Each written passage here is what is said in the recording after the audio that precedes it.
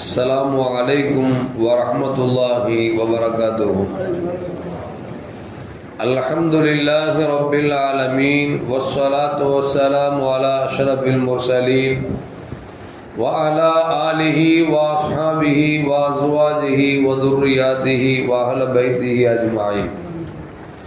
மேன்மைக்கும் சங்கைக்கும் உரிய பெரியோர்களே, சகோதரர்களே, எல்லாம் வல்ல அல்லாஹு ஜல்ல ஜலாலும் நாம் செய்யக்கூடிய எல்லா நற்காரியங்களையும் முகஸ்துதியின்றி இஹ்லாஸான முறையில் இறைவனுக்காக மட்டுமே செய்யப்பட்ட நல்வணக்கங்களில் நம் வணக்கங்களை அல்லாஹ் அங்கீகரித்துக் கொள்வானாக. நாம் செய்யக்கூடிய வியாபாரங்களிலும் தொழில்துறைகளிலும் நஷ்டமில்லாத ஹலாலான முறையில் நிரம்ப லாபத்தை பெற்று அந்த லாபகரமான வாழ்க்கை கொண்டு தம் தேவைகளையும் தேவை உடையவர்களின் தேவைகளையும் நிறைவேற்றக்கூடிய நல்ல பொருளாதாரத்தையும் உள்ள விசாலத்தையும் அல்லாஹ் நம் அனைவர்களுக்கும் வழங்கி அருள்வானாக. கஞ்சத்தனம் என்கிற தீய பண்பை விட்டு அல்லாஹ் நம்மை பாதுகாத்துக் கொள்வானாக. நம்மை இந்த உலகத்தில் வாழ வைக்கும் காலம் எல்லாம் நோய் நொடி இன்றி உள்ள ஆரோக்கியத்தோடு அல்லாஹ் நம்மை வாழச் செய்வானாக. அந்த ஆரோக்கியமான வாழ்க்கை கொண்டு அல்லாஹ் ரசூலை நெருங்கக்கூடிய அனைத்து நல்லவர்களையும் புரியக்கூடிய நல்ல முத்தகின்களின் கூட்டத்தை நம்மை ஆக்கி அருள்வானாக. எக்காலத்திலும் அல்லாஹ்வுக்கு இணை வைக்கக்கூடிய மக்களாக ஆக்காமல் அல்லாஹ் நம்மை பாதுகாத்துக் கொள்வானாக. திடீர் மரணங்களை விட்டும் தீய மரணங்களை விட்டும் நம்மையும் நம் குடும்பத்தையும் நம் சமூகத்தையும் அல்லாஹ் முழுமையான முறையில் பாதுகாத்துக் கொள்வானாக. மருத்துவமனையின் செலவினங்களை விட்டும் வேதனைகளை விட்டும் அல்லாஹ் நம்மை காத்தருள்வானாக. நம்மில் யாரெல்லாம் நோயால் பாதிக்கப்பட்டு வீடே கதி என்றும் ஆஸ்பத்திரியே கதி என்றும் அல்லல் பட்டும் அவதியுற்றும் இருக்கிறார்களோ அந்த மக்களுக்கெல்லாம் அல்லாஹ் வெகு விரைவில் நோயை போக்கி பரிபூர்ணமான ஆரோக்கியத்தை வழங்கி அருள்வானாக. அவர்களை கொண்டு அவர் குடும்பத்திற்கும் சமூகத்திற்கும் பலன் தரக்கூடிய மக்களாக ஆக்கி அருள்வானாக. நாம் இந்த உலகத்தில் வாழ்ந்து மறைகிற நேரத்தில் லா இலாஹ இல்லல்லாஹ் முஹம்மது ரசூலுல்லாஹ் என்ற கலிமாவை மொழிந்து ஜன்னத்துல் ஃபிர்தௌஸை கண்ணால் கண்டு அகமகிழ்ந்து சிரித்த வண்ணமாக மரணிக்கக்கூடிய நல்பாக்கியம் பெற்ற மக்களில் அல்லாஹ் நம்மை ஆக்கி அருள்வானாக. மரணித்தும் மரணிக்காத இறைநேசர்களின் கூட்டத்தை நம்மை ஆக்கி அருள்வானாக.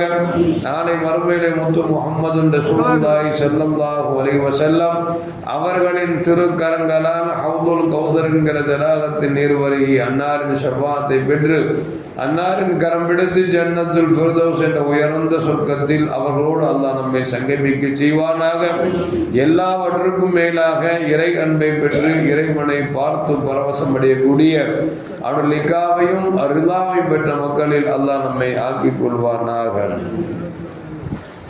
அருமையான மோமின்களை, கண்மணி முஹம்மது ரசூலுல்லாஹி ஸல்லல்லாஹு அலைஹி வஸல்லம் அவர்களை இந்த சமூகத்திற்கு பேராசானாக அல்லாஹ் அனுப்பினான் என்பது இறை குர்ஆன் சொல்லக்கூடிய மிக அற்புதமான வார்த்தை. அந்த ஆசானாக அனுப்பப்பட்டாலும் கூட யாரிடத்தில் எப்படி பேச வேண்டுமோ அப்படி பேசினார்கள். யாருக்கு எப்படி சொல்லி விளக்க வேண்டுமோ அப்படி சொல்லி விளக்கினார்கள். அது மட்டுமல்ல, சில கட்டங்களில் சில வார்த்தைகளை தவறாக புரிந்து கொள்ளக்கூடாது என்பதற்காக சமிக்கை செய்தும் அவர்கள் சமூகத்திற்கு சில செய்திகளை தந்திருக்கிறார்கள் என்பது வரலாறு நமக்கு சொல்லி காட்டுகிறது. கண்மணி முஹம்மது ரசூலுல்லாஹி ஸல்லல்லாஹு அலைஹி வஸல்லம் சொல்வார்கள், யார் அனாதைகளை ஆதரிக்கிறார்களோ அவர்களும் நானும் இப்படி இருப்போம் என்று சொல்லி தன்னுடைய ஆள்காட்டி விரலையும் நடுவிரலையும் சேர்த்து வைத்து நாளை சோனத்தில் இப்படி இருப்போம் என்று பெருமானார் ஸல்லல்லாஹு அலைஹி வஸல்லம் சமிக்கை செய்து மக்களுக்கு பாடம் புகட்டியிருக்கிறார்கள் என்பது வரலாறு நமக்கு சொல்லி காட்டுகிறது. அப்படி என்று சொன்னால் அனாதைகளை ஆதரிக்க வேண்டும், அவர்கள் மீது இரக்கம் காட்ட வேண்டும், அவர்களுக்கு தேவையானவைகளை உதவி செய்ய வேண்டும். அப்படி செய்தீர்கள் என்று சொன்னால் சொர்க்கத்தில் என்னோடு என் பக்கத்தில் இருப்பீர்கள் என்பதைத்தான் பெருமானார் ஸல்லல்லாஹு அலைஹி வஸல்லம் அவர்கள் கலிமாவிரலையும் பக்கத்தில் இருக்கக்கூடிய நடுவிரலையும் சேர்த்து சொர்க்கத்தில் நானும் அனாதைகளை ஆதரிப்பவரும் இப்படி இணைந்திருப்போம் என்று பெருமானார் ஸல்லல்லாஹு அலைஹி வஸல்லம் சொல்லியிருக்கிறார்கள்.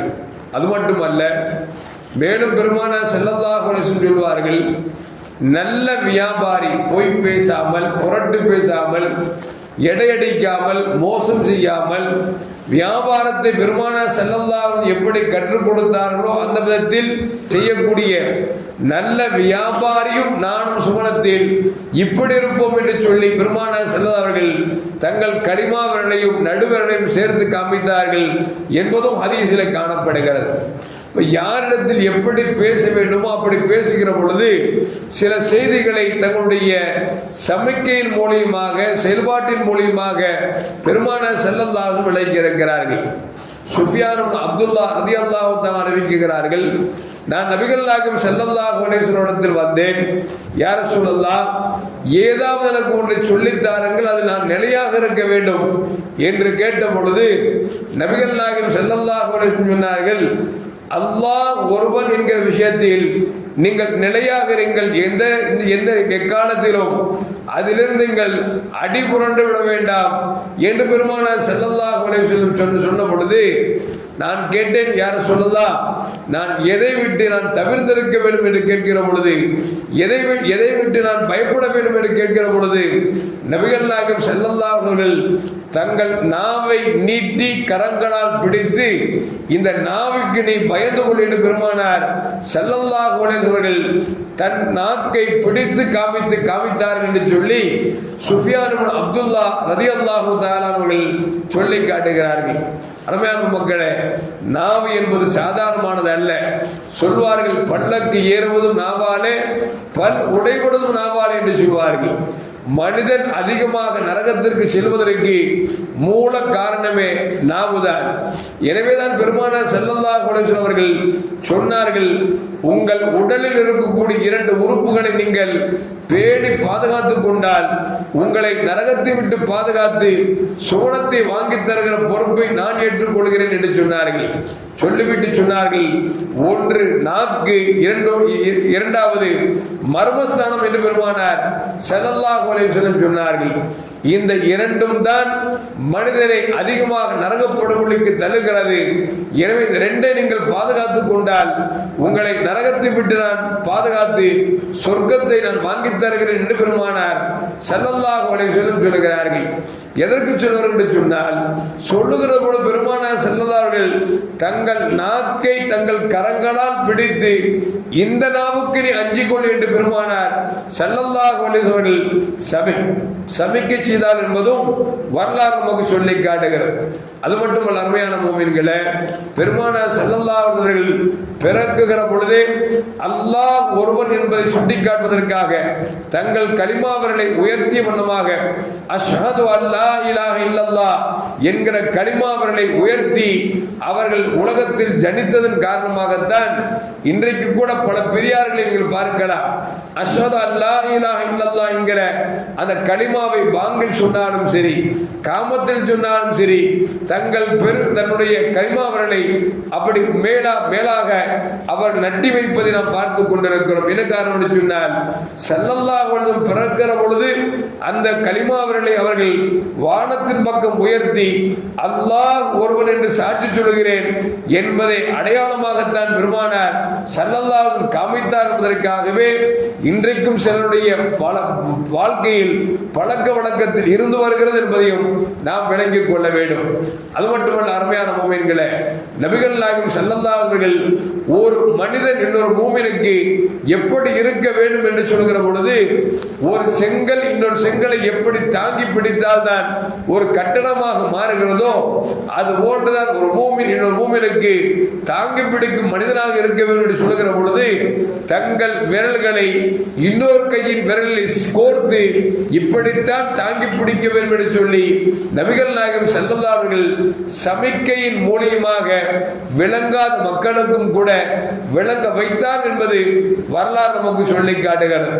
அது மட்டுமல்ல, அருமையான மூமின்களே, நபிகள் நாயகம் ஸல்லல்லாஹு அலைஹி அவர்கள் இன்னல்லாஹ ஸமீஉன் பஸீர், அல்லாஹ் கேட்கக்கூடியவனாகவும் பார்க்கக்கூடியவனாகவும் இருக்கிறான் என்று சொல்கிற பொழுது தங்கள் பெருவிரலை காதிலும் கேட்கக்கூடியவன் என்று என்பதை சமைக்க காட்டுவதற்கு என்பதற்கு பெருவிரலை காதிலும் கலிமா விரலை கண்ணிலும் வைத்து இன்னல்லாஹ சமீஉன் பஸீர், அல்லாஹ் கேட்கக்கூடியவராகவும் பார்க்கக்கூடியவராக இருக்கிறான் என்று சொல்லி தங்கள் இரு விரல்களை வைத்து காமித்து மக்களுக்கு விளக்கம் காமித்திருக்கிறார்கள் என்பது வரலாறு நமக்கு சொல்லி காட்டுகிறது. இன்னும் சொல்ல போனால் நபிகள் நாயகம் ஸல்லல்லாஹு அலைஹி வஸல்லம் நானும் மறுமை நாளும் இப்படி அனுப்பப்பட்டிருக்கிறோம் என்று சொல்லி சொல்லுகிற பொழுது இரண்டு விரல்களை ஒன்றாக சேர்த்து சொல்வார்கள், நான் அனுப்பப்பட்டதும் கியாமத்தும் மிக மிக மிக நெருக்கமாக அனுப்பப்பட்டிருக்கிறோம் என்று பெருமானார் ஸல்லல்லாஹு அலைஹி வஸல்லம் சொன்னார்கள் என்பதும் வரலாறு நமக்கு சொல்லி காட்டுகிறது. எதற்கு சொல்வார்கள் சொன்னால், யாரிடத்தில் எப்படி பேச வேண்டுமோ அப்படி பேசினார்கள்.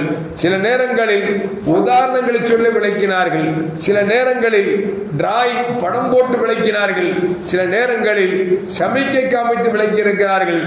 ஒரு ஆசான் எப்படி இருக்க வேண்டும் என்பதற்கு முன்னோடியாக பெருமானார் ஸல்லல்லாஹு அலைஹி வஸல்லம் திகழ்ந்திருக்கிறார்கள்.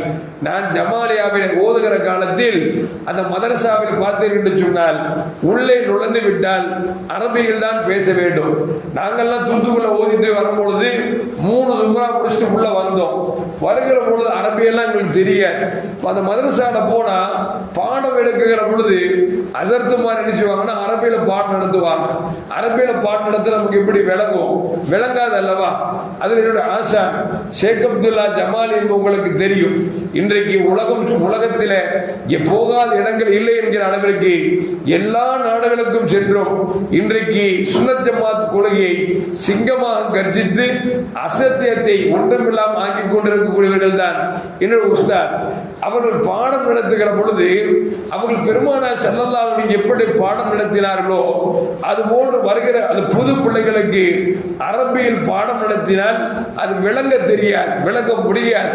எனவே அதிர்ச்சி செய்யக்கூடிய அந்த சமிக்கை இருக்கிறது அல்லவா, முட்டை என்று எடுத்துக்கொண்டு அதற்கு அரபியில பீல் என்று சொல்வார்கள். முட்டை என்று சொல்கிற பொழுது முட்டைக்கு தோல்வா கையை காமிப்பார்கள்.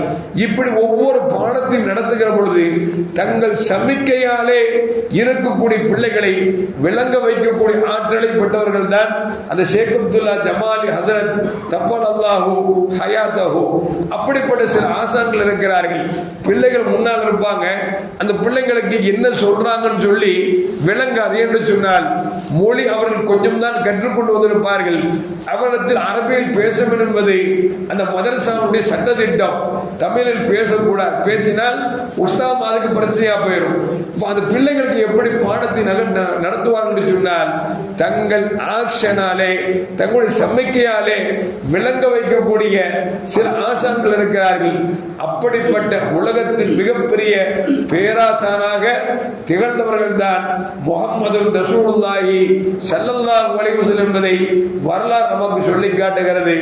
எல்லாம் வல்ல அல்லாஹ் ஜல்ல ஜலாலுஹு எம்பெருமானாரின் புகழை உலகெங்கிலும் அல்லாஹ் ஜல்ல ஜலாலுஹு எல்லோரும் மனதிலும் அல்லாஹ் மனம் பெறப்பட்டுமாக என துஆ செய்து பெருமானார் ஸல்லல்லாஹு அலைஹி வஸல்லம் கற்றுத்தந்த எல்லா பாடங்களிலும் விளங்க வேண்டிய விதத்தில் விளங்கக்கூடிய பேராற்றலை அல்லாஹ் நம் அனைவருக்கும் தந்தருவானாக.